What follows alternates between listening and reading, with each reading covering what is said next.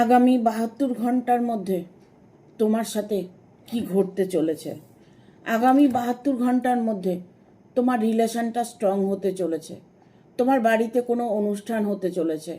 তোমার বিয়ে ঠিক হতে পারে।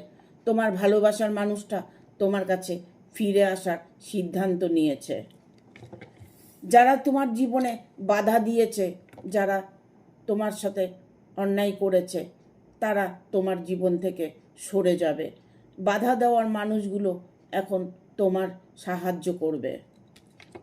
চেঞ্জ, তারা অটোমেটিক চেঞ্জ হয়ে গেছে।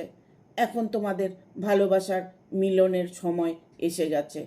তারাই তোমাকে এখন মেনে নেবে।